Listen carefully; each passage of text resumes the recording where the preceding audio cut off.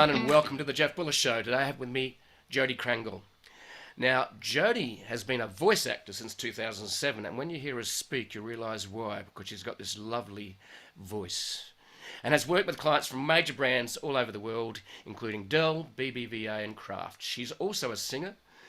I suppose you need a good voice for that as well, and has put her own album of jazz, blues, and traditional tunes at jodikranglemusic.com. Over the years in doing what she does, she's learned a lot about sound and how it influences people. Her podcast and subject is also called Audio Branding. Welcome to the show, Jodi. It's great to have you here. Thanks so much for having me. I appreciate it. So, we haven't had a voice expert on this show before. And let's go back to the beginning and how you got to be a voice-over expert and also discovered the importance of voice in marketing. We want to explore that a little bit further because we talk a lot about, video marketing, we talk about SEO, we talk about digital marketing, but maybe we could explain the power of voice and sound to help a brand promote itself. So, Jodi, where did all this voice I suppose product branding, voice expertise. When did this voice thing start that you got intrigued by it? And tell us a bit about your story. Well, I started back in 95, 96, volunteering my time at the Canadian National Institute for the Blind. So I was reading articles onto reel to reel tape at the time. And yeah, way back in the day. And I actually enjoyed the tech of it as much as I did the actual voicing. So I guess I kind of had the bug bit at that kind of moment and really enjoyed working there. But it took me a while from that point to actually get into the voiceover. And I was doing internet marketing and search engine optimization for a number of years when I learned how to promote a website I had on songwriting on a dime with no money.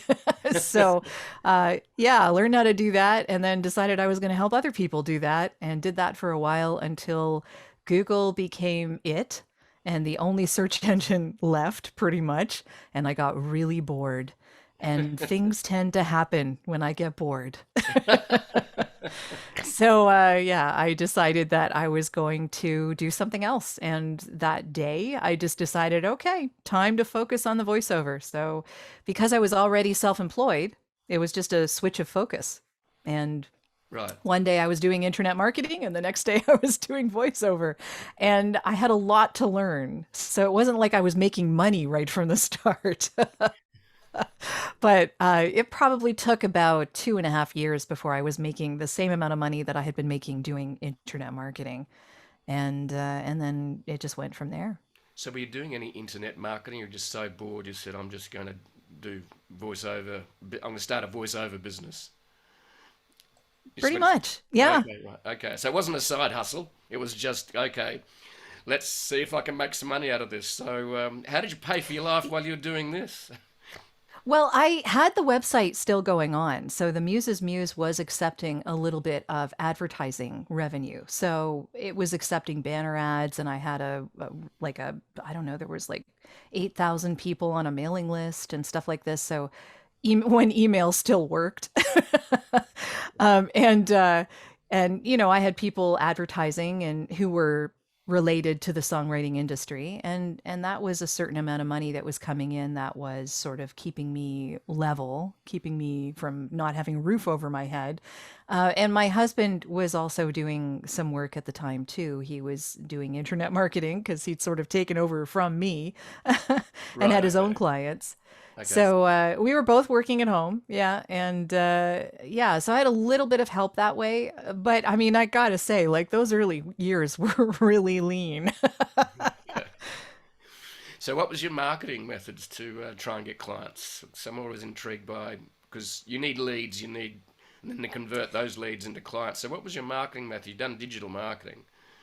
Yeah, definitely having a website was front and foremost for me. I wanted to make sure that people could find me. So having a good URL was very key. Yep. Having the keywords in my URL was really important. Yep, that is. Yep. And yeah. And then beyond that, I did some research on the industry. I had to do a lot of research because I didn't know what I didn't know. And I found a message board and asked around on the message board for, how people figured this out. And I was directed to some what they call pay to plays directories that you can list yourself on and have people send you auditions, and you either get a job or you don't, and then you work Yep. for that client through the directory or not through the directory. At the time it was a lot easier to make those clients mine instead of the directory making them their clients. Yep. And that's changed over the years, unfortunately. But a lot of my early clients are from those directories. So, Right. you get your start somewhere, and Yep. you get demos, which was really important, and you get coaching, which again is really important. Yep. Okay. And yeah, it kind of escalated from there. So you've had directories back then. So I suppose selling your expertise now has moved to platforms a lot like Upwork and freelancer.com. Do you? Actually, no. You don't? Nowadays, no, I don't use any of those anymore. Okay. So you? Yep. Nowadays, people are finding me on my website. Right. And I have regular clients that keep coming back. And then those clients refer me to other people, which, Right. and then social media, of course, right? Yeah. LinkedIn, Facebook, Twitter. So do you have? So is that word of mouth has become your most important marketing tool? Definitely referrals. Doing a Right. good job for someone and then having them say, "Oh, she did such a great job. You should use Jody." Right. Yeah, Okay. that's that's really helpful. Yes. So in terms of there's just you, and of course you've only got one voice. So This is true. how do you leverage you in terms of your business? Is there any way you leverage, or is it basically you are charging a set rate? Like, do you scale through voice training classes? Is there anything you do along those lines and not? Well, the way that voiceover services work, as far as providing the voice for a certain commercial or a corporate narration or a podcast intro or outro, you're usually not selling your voice by the hour. You're usually selling it like a license for like a piece of Right. music. Okay. So it's actually, it really depends on where it's geographically going to be heard, for how long it's going to be heard, whether it's TV, radio, online, whether it's just non broadcast, it's going to be on the company website or their social media, whether it's like a pre roll for YouTube, like all sorts of different things. And basically, there's a big difference between paid advertising and non broadcast, so non paid anything.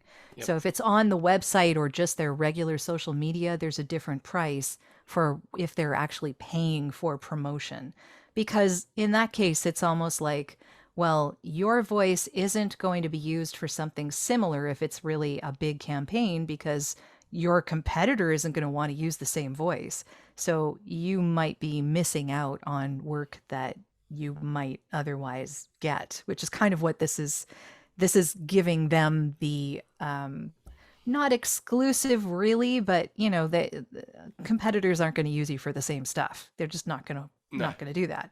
So you are essentially doing a work for a client that doesn't want to share you. And so if they don't want to share you, then that takes a certain amount of money to, make up for the fact that I am pretty much exclusive to that brand. Yep. So, in that industry. So it's usually separated out by location, by the type of industry, and where it's being used. So if it's non broadcast, it's not such a big deal. If it's broadcast, then a lot of people could be hearing it, and that client wouldn't want you to be doing the same kind of thing for a competitor. Mm. So, it's the payment they make to make sure that the voice is theirs Right. Okay. for that period of time, right? Yeah. So So that's interesting. I wasn't aware of that. So is there? How do you set a price on that? Is there a going rate in the industry? there is something called the GVAA rate guide that a lot of voice actors will use as a base. And it really depends on, a lot of it depends on how long you've been doing this, um, who your clients are. People charge more or less depending on their experience. But there is a general bottom line of approximately how much it would be on Right. that rate guide. Right. Yeah. So Okay. industry standard rates are there. People can charge whatever they want, really, but that should be the basics. And then people sometimes charge more. And, I will admit, I do sometimes charge more. It just depends on the project. Yeah, and I suppose as you've increased your presence in different industries, I suppose your rate has gone up because you've generated I suppose, a brand name for voice. So, what? Tell us a little bit about the power of voice and why it's maybe underrated as a marketing tool, as a branding tool. What are some of the things that people should be thinking about? Because for example, when I started my podcast, I went and because you can go to sites and I got some intro music that I paid for as a one-off fee rather than have to pay a license fee. So I picked an intro. I don't know whether the intro is good or not. I like it. It's upbeat. I can't change my voice. I can maybe speak, using different tones, intonation. Um, so I just come on the podcast and talk. I just try and make sure that people understand me. I speak clearly and use good words. But uh, tell us a little bit about the important elements people should consider when they use voice for branding and marketing. What have you discovered over the years? Well, it really does depend on what your brand stands for. So, what you would call your brand DNA. So, if you have a particular person that you are hoping is going to listen to your podcast, what does that person like? And where does what you like meet in the middle? Right. So, because that way they will get you, they will understand where you're coming from and who you are. And they understand that by your voice. So, I mean, you're just talking. That's fine. That's what you want to do because that's who you are in audio format, Yeah. right? So, you don't want to put anything on. You don't want to do anything that isn't you Yep. because that's who they're connecting with, right? They're connecting with you. Yep. Now, as far as branding music and an intro, outro for your podcast is concerned, that's kind of, it depends on what you want to do with that. A lot of people will say, when it comes to podcasts, that if you are a male podcast host, that a female intro or outro might be really good for you as the contrast, and likewise the other way around. But it depends. I mean, if your brand is you, then maybe you should do your intro. There's nothing wrong with that at all. Right. Okay. So, yeah, I mean, it just depends. But really, it is a meeting in the middle of who your listeners are and who you are. Right. Okay. So, in other words, authenticity sounds like it's very, very important then. It is very important, especially now, Yeah. because the younger generations are like, their BSO meters are way up here. And I can tell you that voiceovers in general have changed as a result Right. because, we can't put on anything anymore. We just can't. They can smell it in a second. Yeah. So anytime I'm doing a voiceover, I have to be me, just better. That's Right. all it is. So, and how do you be you better in terms of what are some tips there? Is it being a good listener, especially on a podcast, asking active questions, being tentative in your responses? Um, so, what other tips would you recommend to podcasters, for example, in terms of how they approach it? Because you're the voice expert. Um, are there any tips you learned along the way? Because I think you've done over 130 episodes on your podcast. Yeah, I have, So, and I'm still learning. right, Definitely, there is a lot to learn. Yeah. yeah. And it's interesting to watch people. For fun, I went back to see Joe Rogan's original episodes that he recorded, which, by the way, Hmm. were terrible. Um, Yeah, it doesn't surprise me. I think if you went back to mine, you definitely would be astounded at how bad it might be. But yeah, yeah, you yeah, learn as you go. yeah. Yeah.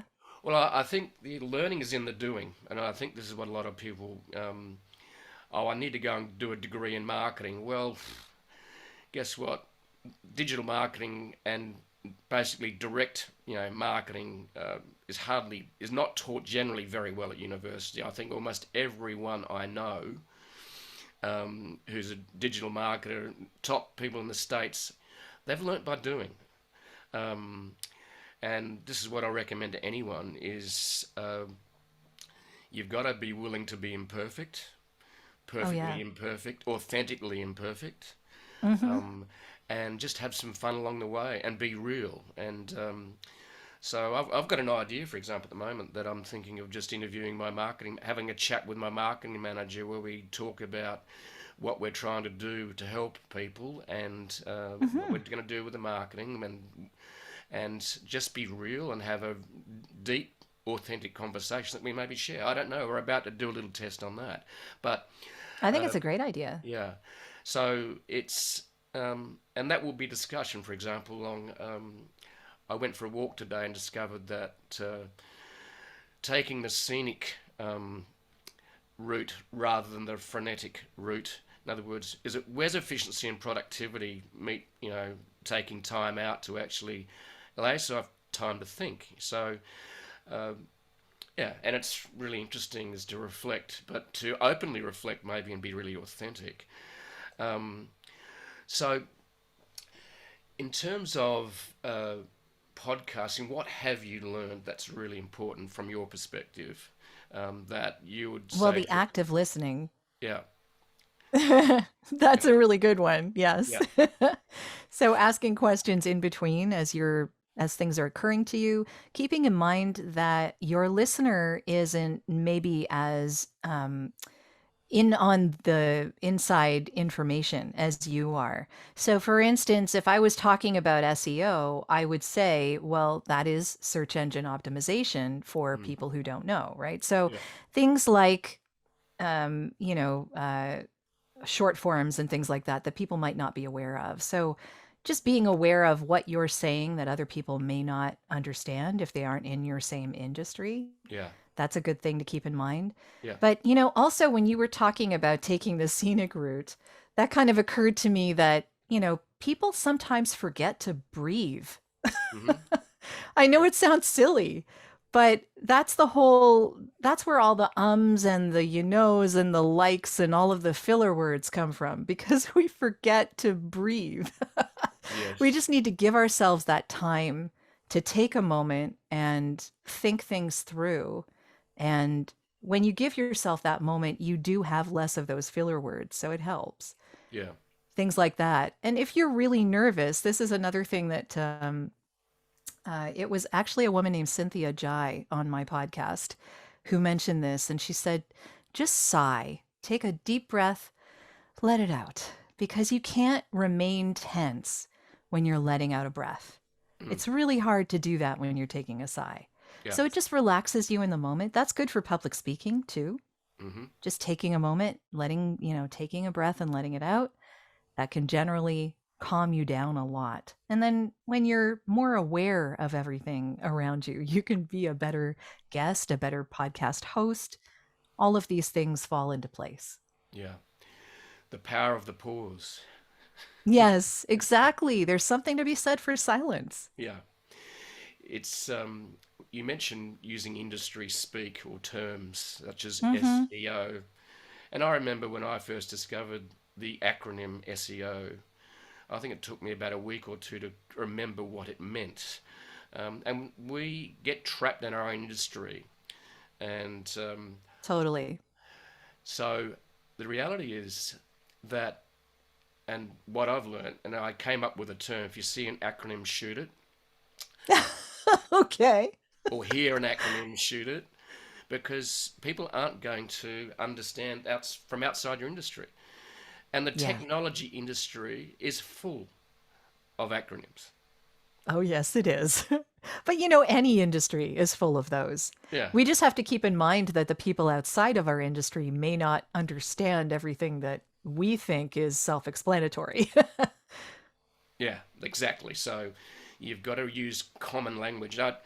One of the things I learnt early on was, and because I was accused of this by my uh, cousin who was 2 years older than me. He was in the country, and I used to try and impress him with big words. And he told me one day, he said, "Stop using big words, Jeff. I don't understand them, and I really don't like them." And I went, "Okay." And that was a lesson that I remember from being, I think, a 13 or 14-year-old. And when I started writing, I realised that I was trying to be clever again and using big words. Um, but the best, the, the power of simple words, people underestimate. And it's really important to use words that a grade 5 student would understand. And that's hard for us to use sometimes. It definitely is. Yeah. Yeah. But it's who you're talking to, right? So read the room. That's what it is, really. Exactly. So, what have you discovered about the power of words? You've Because voice is one thing, words are another, but we speak with words. Mhm. So, what have you learned about the power of certain words, positive words, negative words? Is that something you've learned along the way? Well, I think that words mean different things to different people. Yep. So really, all it is intonation and context, I think, is really important. So that's where sound comes in Hmm. because you could say, oh, I had a great day today. Or you Right. could say, oh, I had a great day today. And they're two completely different meanings, but the same words. Yes. So it really depends on not only what words you're using, but your intonation and inflection and context, because a lot of that is going to come through in the way that you speak. Mm. And that's why sound is so important in a lot of ways. So, that makes me think of either using rising intonation or lowering intonation, maybe using the wrong terms here. Um, what does that sort of is that important in terms of how you're getting a message across? Like you raise your tone or lower it? What do you know what I mean? Yeah, I do. I think that it depends on what you're trying to get across. So, it depends on what your emotion is at the time. I think that when people are angry or upset, that their tone tends to get louder and higher. So if you don't want to sound like you're angry or upset, you may want to make sure that you keep your tone lower and your voice a little lower so that it's not intimidating or confrontational to someone else. So, there are different contexts, right? Like everyone has different contexts for sound. Mm. So even though we think that it's universal, and in a lot of ways it can be, there are different languages that use different intonations in different ways than English, for Mm. instance. Yeah. And we just have to keep in mind who we're talking to, where we're talking to them, and what we're trying to get across. So it's just something to be aware of. Again, it's that whole read the room. Right. Yeah. That makes me think of another thing that I think works, and I'd be interested in your thoughts on this. Is that if you're speaking to a very quietly spoken person and you're speaking with very high energy, they may feel threatened by that. Versus if you match their tone so that they feel comfortable with you to actually have a better conversation. What do you think about that? Is that something that you should be mindful of? I think definitely you should be mindful of how you communicate with anyone. Yeah. Everyone has their own unique quirks as far as how they communicate. And yeah, I think definitely paying attention to how someone prefers to be talked to is Mm. definitely a good thing. Yeah. But it's again, I think it can be one of those things where just being aware of the energy of the person that you're speaking with. And again, if they're shy, then, getting in their face and yelling at them is probably not going to be a good thing. That's just not going to work for you. So, yeah, I think matching people's energy is probably pretty important. And again, it has to do with the words you use and the intonation and the tone and the volume and again, not being so close, maybe like personal space is a good thing too. Oh, yes. But we're getting into psychology here, and that's not really my area of expertise. Well, it's very interesting, especially personal space that brings up, which is something that we don't have on Zoom because you are about 20,000 kilometers away. So That it's is very. true. But if you're talking to someone, in real life and you're right up there, it's really fascinating different cultures. So um, there I used to fill a word, so I've really got to be mindful of that. In fact, I watch one of You my. can use them every once in a while. There's no problem. It's when they become common, I think it's a bit of a problem. Yes. I went to India and talking about personal space and communication and words, and I remember the first time I went to India and ran some presentations and workshops at Bombay Institute of Technology. Um, and it was fascinating because personal space is dictated by how crowded a place you are brought up in and live in. Now, India is incredibly crowded. So I was really confronted by uh, these students who came up to me wanting to ask questions after the speaking event and workshop. And they were like literally in my face. I'm talking 30 centimeters. And for them, that was comfortable. For me, it was intimidating. Yeah. Different cultures and different ways to be brought up. Yeah. So we just all have to be aware that our reality may not be someone else's. That's really what it comes down to. So it comes down to self awareness, doesn't it? Yes. Yeah. And And the not other thing, everyone is. well, that's really, really important. I remember doing a 6 month personal development. It was part 6 months of a counselling course, and that was one of the most both confronting and best learning experiences I've ever had because it helped me with self awareness. And because we got feedback on small classes about how you came across. That's a tough one. And it's also pretty subjective. It is. But if most of the class told you that that's how you came across, That's true. then Then you've really done there's a some grain of truth in it. Yes. So it was very confronting. And I Hmm. remember it was both big group classes and very small group classes were very intense. And it was one of the most powerful 6 months of learning I've ever had in my life.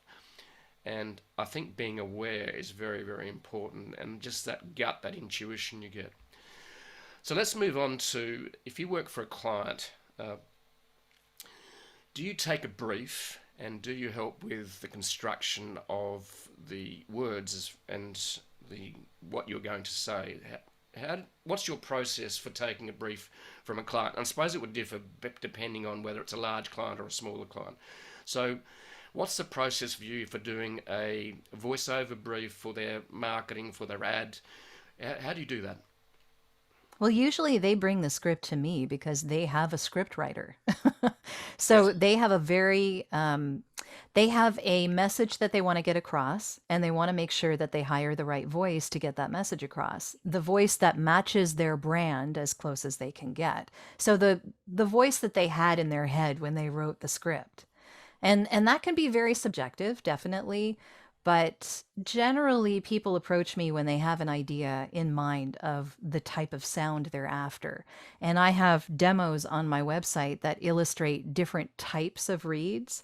So there's a demo on my website, for instance, for my commercial work that goes through about 5 or 6 different options. So everything from warm and friendly to a little gravitas with authoritative kind of an idea to inspirational, awestruck over something, or just a general, here's the product, I don't care if you like it, I like it, go ahead, that kind of idea. Like there's all sorts of varying degrees of different options that it's still me, it's still my voice, but it's different emotions coming through in the voice because of the different scripts, because of the different companies.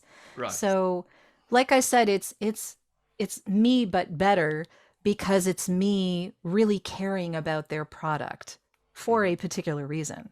Yep. So, me finding what they do inspirational, which really isn't a stretch for me because in a lot of cases that's how I feel about my clients. What they do inspires me. And so I like putting that forward in the voice that I use for them.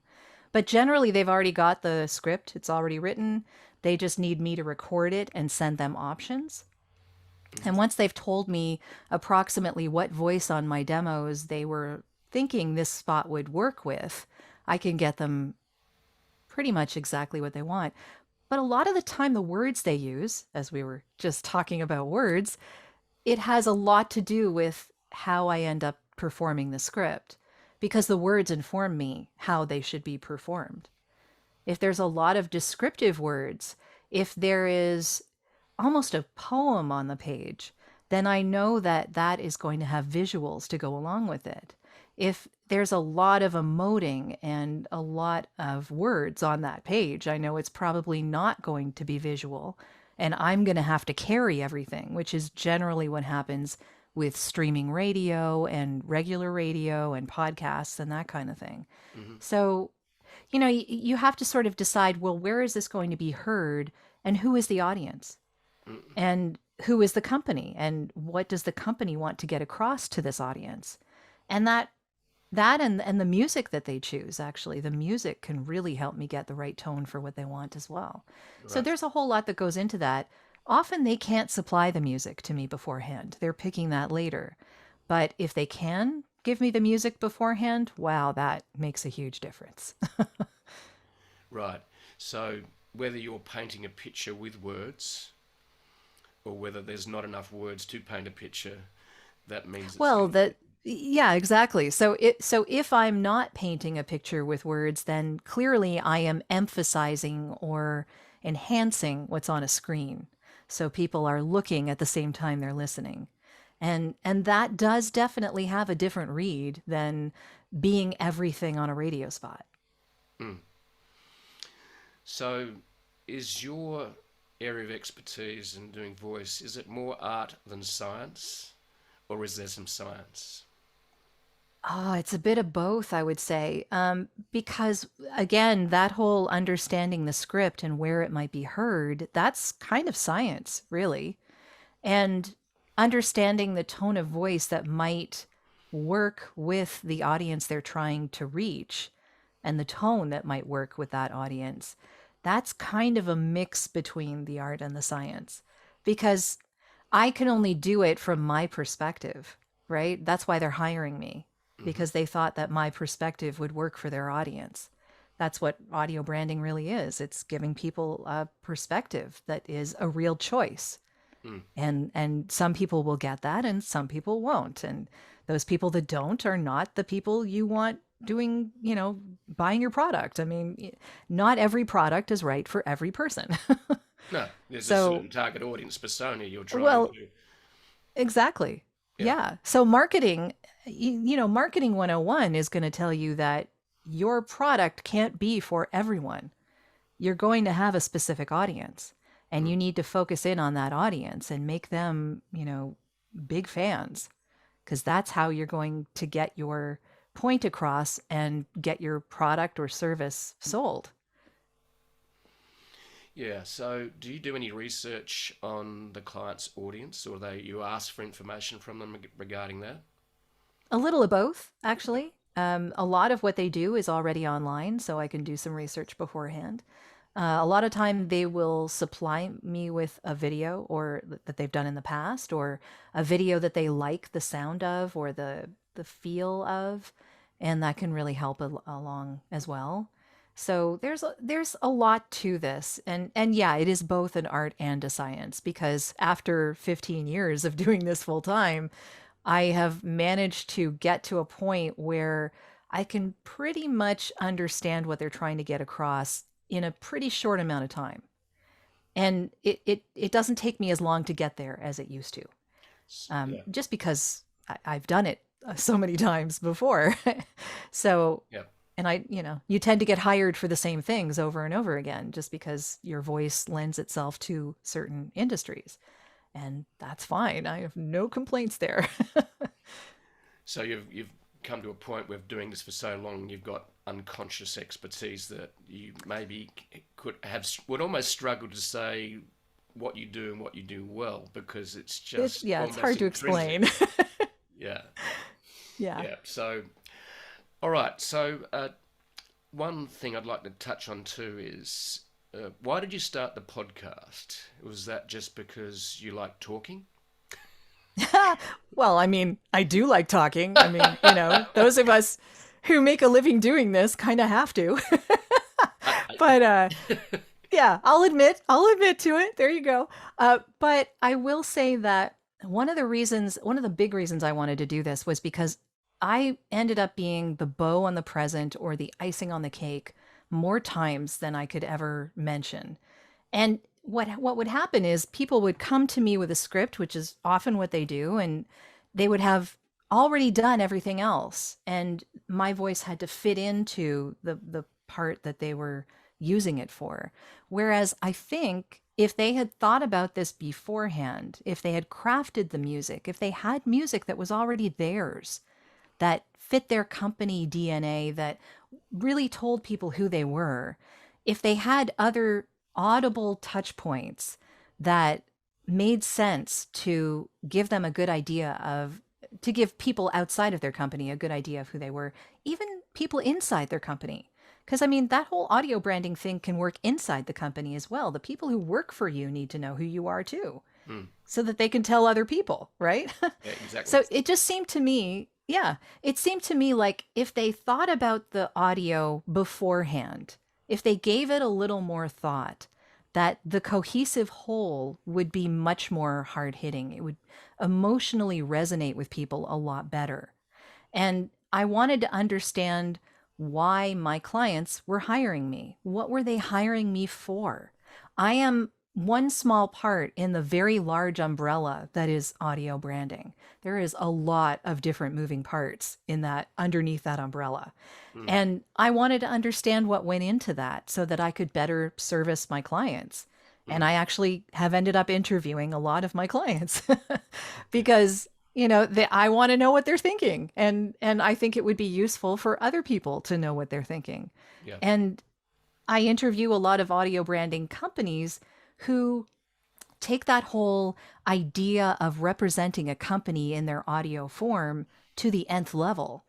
So, I talked with someone who was doing some of the music for the MasterCard brand. And I've talked with people who've worked on huge accounts who are still doing this on a regular basis. And it's always a journey for both the company and the audio branding company.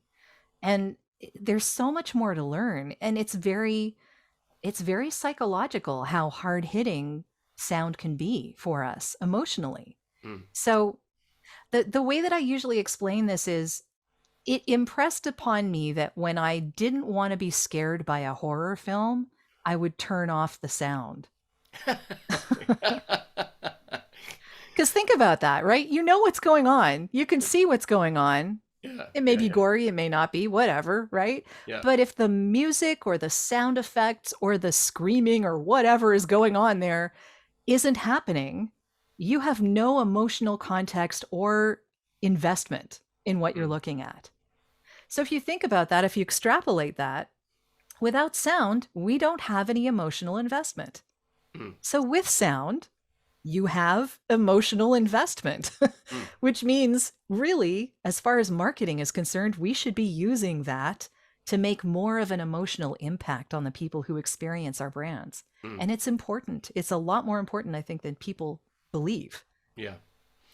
It's it's certainly an art and a science, and Hmm. I think active listening for me has been one of the best skills I became aware of and learnt at that 6 month course. Yeah. Uh, Now, it sounds to me too, in listening to what you said that you were doing or what you were learning, well, your podcast, the Hmm. two main reasons that you seem to enjoy it, from my listening to what you said, was number one, you learn so much from your guests. I do a lot. Yeah. Yes.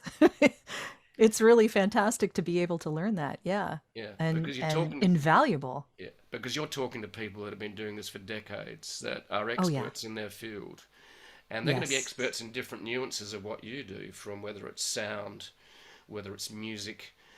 And then on the other hand, you mentioned that you talk to your clients and interview them. So Hmm.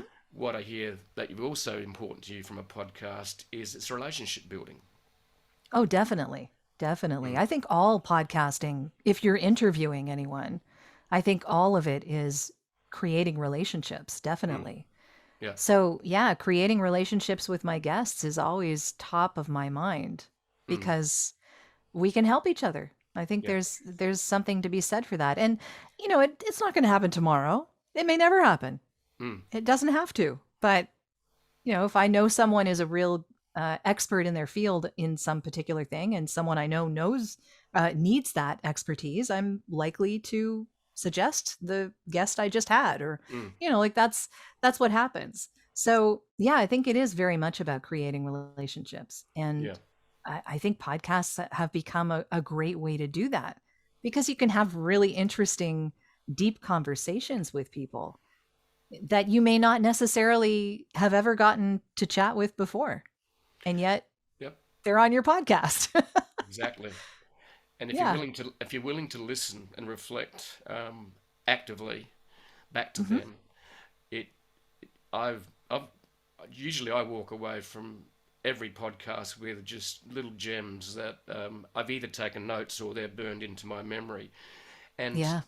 I am so grateful to have spent some time in the same virtual room to learn from an expert, a guru. No, so and I love it.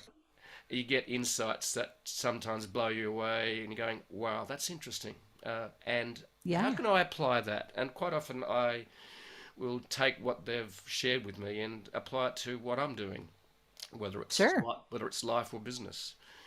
So, yeah, and one of the things that pushed me across the line to start the podcast after buying the equipment 3 years before and putting it in a dark cupboard, Oh, um, oh no. Oh, okay. and it was Not the first time I've heard that, by the way. It well, happens a lot. well, I knew that podcasting. A lot of people look at podcasting, going, "Oh, this is easy. I just catch up with a mate, sit at the bar, and have a chat."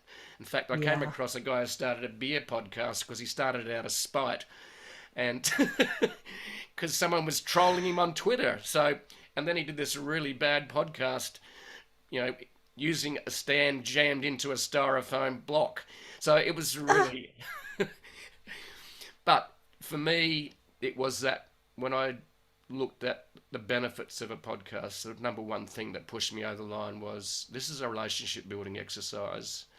mm-hmm. And I've discovered there's a lot of bonuses along the way that go way beyond that. But I think if you just look at be grateful and learn and build a relationship and have a conversation for 30 to 40 minutes or 15 or 20, it doesn't really matter. Yeah. But you're sharing someone's expertise with the world, and it's fun doing that. And I love the term used for that. It's called the Oprah effect, shining the light on someone else. Okay. Yeah. So, and yeah, it's fantastic. And we've got the technology now to make it a lot easier. So, Zoom Oh, we do. records, yeah, Zoom records in video and audio. Hmm. And now there's technology which takes a transcript, or machine technology takes the voice and turns it into a transcript. So it's a lot easier than it was. Oh, And yes, definitely. Yeah. I will say, though, that I have an editor, and I am very, very glad to have an editor. oh yes, Yeah. yeah. Well, I have a video editor and video and audio editor as well, and we Hmm. record this in three media. And that's the other thing to keep in mind is that podcasting is three different types of media, at least. Well, Hmm. sorry, it's three. Okay, we can turn it from voice. We record it in video, and Hmm. also we can turn it into text. So it's text, video, and audio. Yep. And a lot of people don't realize that they can also turn it into snippets and that's where editing becomes really, really important. So we typically, Yes. I don't know about you, but we typically turn this into 6 or 7 snippets that grab the little nuggets of wisdom, hopefully, from the interviews. Sure. Yeah, I've only started recording video as well. I'm using Riverside.fm, Hmm. and I actually have an audio engineer who's running those sessions, which makes it a lot easier for me because then I can just concentrate on speaking to my guest, which I really appreciate. Yes. So that records both the audio and the video. And then my editor will take that and start making snippets and maybe longer, maybe Hmm. 5 minutes or so, things that I can put up on YouTube. Mm. So up until now, I've just been doing static image with the full episode, which is usually a 60-minute episode split into two. Right. So I will actually have someone do a full interview and then I'll have their interview go be released over 2 weeks, Mm. which gives me a bit of a buffer. So that's how I have managed to work out doing this as on a weekly basis and given myself enough buffer that I'm not rushing around. Right. Do you do it? So do you record weekly? What's your rhythm?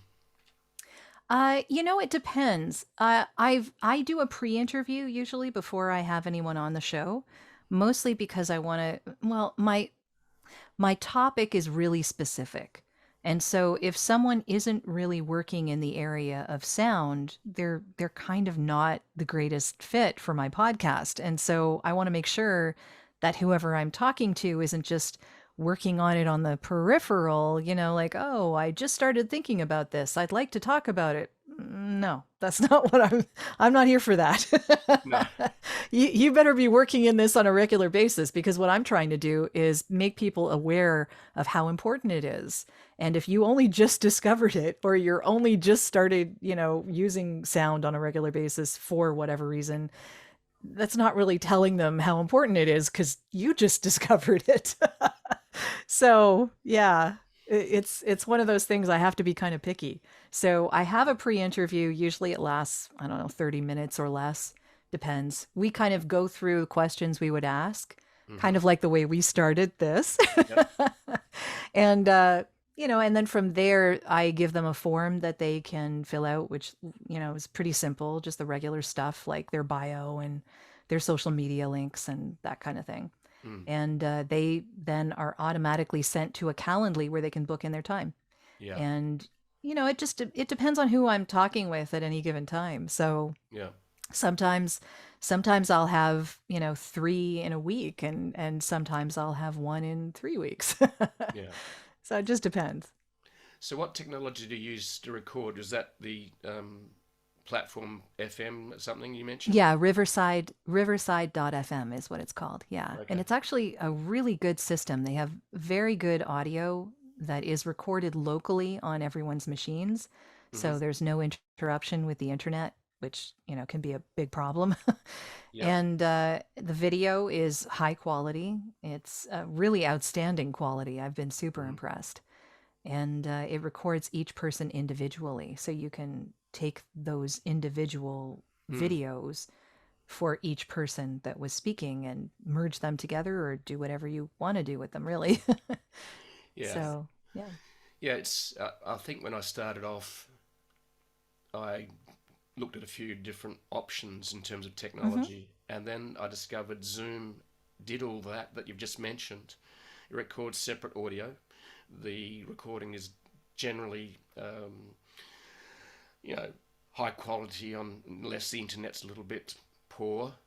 And but generally, I think over 130 odd, nearly 130 odd episodes for me too. I think we're up to episode 127, 128. And Congratulations. and it's been really good, and I think the internet's become a little bit like electricity now. It's a pretty Oh yeah. robust utility now. Hmm. So, and what I love about Zoom for me, and this is the technology I use, which we're using right here, right now, is that it's ubiquitous. Pretty well everyone knows how to use it. So, because the pandemic has given us training. So true. Yes. Not the greatest reason for it to happen, but yeah. Exactly. So one last question. So, when you go to a dinner Sure. party, are you the voice in the room? Usually no.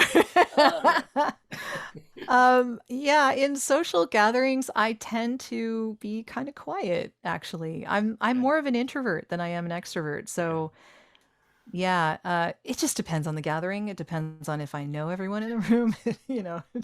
If it's my family, we're generally yelling at each other just because that's how we operate. And it's not bad. It's not bad yelling. It's just like we all want to get our position heard, and everyone's talking over each other. That's all. That's kind of how we operate. Friendly shouting banter. There you go. Yeah, exactly. Yeah. So, just to wind it up, Jody, and it's been a thank you very much for your time, and I've learned a lot today. What are the top I'm glad. tips that you'd recommend to budding entrepreneurs that are thinking of doing a podcast or doing using voice in their marketing for their products and services? What are maybe a top couple of tips, or one? It really doesn't matter. Well, I mean, if you're going to start a podcast, I would say start a podcast and worry about everything else as you go because you're going to learn as you go, as we just talked about. So I don't think that anything should stop you from starting that podcast. As you learn, I think that you should pay a lot of attention to the quality of your sound Mm, because people, if they're watching video, bad video isn't going to stop them from watching, but bad audio is going to stop them from listening. mm, Audio is one of those things where we don't really pay a huge amount of attention to it unless it's bad. mm, It tends to be kind of like part of everything and really only becomes annoying if it's bad. mm. And the idea is that you never want to be annoying. No. As we're all aware, right? Marketing 101 again, right? Don't be annoying. So yeah, sound is important, but beyond that, I think it can actually help you make a deeper connection with the people that you're trying to reach. Mm, So paying attention to your sound as another character in your presentation mm. is, I think, a good thing to think about.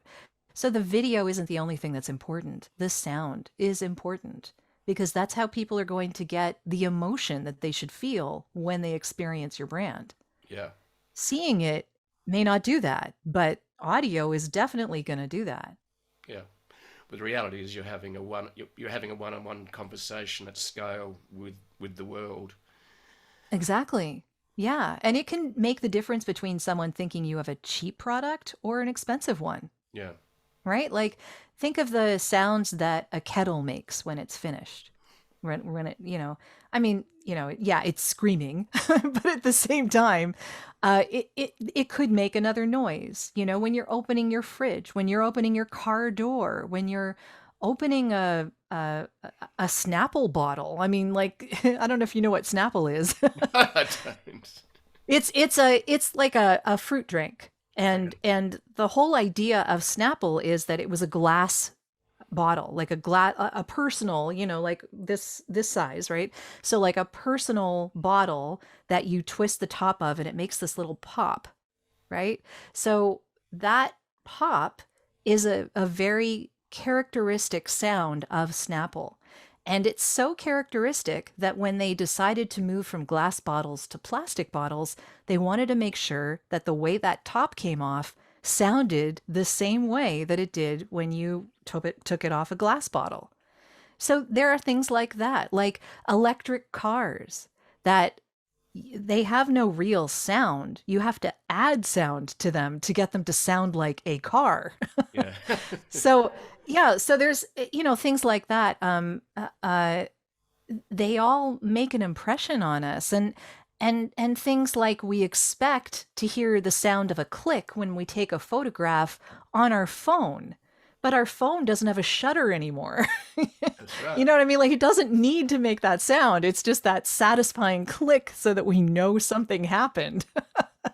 There's So sound is everywhere. It impresses us in everything that we do, but it's very in the background. We don't think about it because it's just part of our everyday lives. Mm. And psychologically, we can use that. Yes. Either to impress or to annoy. Well, exactly. Yeah, it can definitely do both things. But like there's things like vacuum cleaners or leaf blowers. Those don't have to be as loud as they are. They don't. No, they don't. They just are because they were in the past, and if they're not that loud, we don't think they're working. Mm. That's an actual thing. That is a psychological thing. We don't think they're working if they're not loud. That's how powerful sound is. Yeah, and taste and all those sorts of senses that we that They all make work us that together. that make us human. Absolutely. And Yeah. and what you just mentioned about the importance of sound was I was listening to a podcast, and I listen to podcasts generally in the car, Hmm. and I'm not watching any vision because uh, otherwise I would be a You're in very a car. I'd be a very dangerous driver. Yes, exactly. I would not be on the road with you. But there was two elements that came to mind. There was a lady interviewing a man, and her voice was annoying to the Okay. point. Yeah. And there was also another issue, and this comes down to editing, in Hmm. that her annoying voice was very loud, and his voice, which was okay, was quite soft. Oh, okay. That's a problem. It got to a point where I was changing the volume, turning it down, and I went, no, this is too annoying. So that podcast got cancelled, as in I stopped listening to it. And it could have been a great podcast, right? But if that person doesn't pay attention to the sound, I mean, I don't know. I guess people just don't pay attention to it the way that they should. Mm. And it could be editing, but it surprises me that whoever was putting that together wouldn't have listened to that and said, this is going to be a problem. But apparently they didn't. That's how much this is in the background. Do you know what I mean? Like, Exactly. it shouldn't be. Yeah. And it made me say, well, maybe I better listen to my own podcast to see whether the editing is good, because Hmm. I don't like listening to me generally. I'm Sure. going, I I don't recorded think it, most people do. Most people don't like listening to themselves. and a friend of mine listened to a episode with Finney and Kelly I had recently, and Hmm. she said, I've just listened to it again. And I went, really? I said, well, I better go and listen to it, to my interview with Finian. And I actually listened to the whole episode. I had to hear the end. I went, Okay. so I said, that's a good podcast. I did notice along the way that I did use too many filler words like and ah. So I learned that Yeah. there were some things that I could work on, and that's important, isn't it, in terms of sound? How can I Yeah. improve the sound that will get people to leave it running and keep listening? We can always improve. And I am still improving both by taking coaching for my voiceovers. Like, I never stop learning. I don't Mm, think anyone should stop learning. There's always going to be a new trend. There's always going to be something new to learn, a new genre I want to pick up, all sorts of things that I could learn more about. And that is important. It's important to not stagnate, I think. As human beings, I think that's important for all of us. exactly. And I think you've just summed up it beautifully. Life is about learning. Definitely. Yes.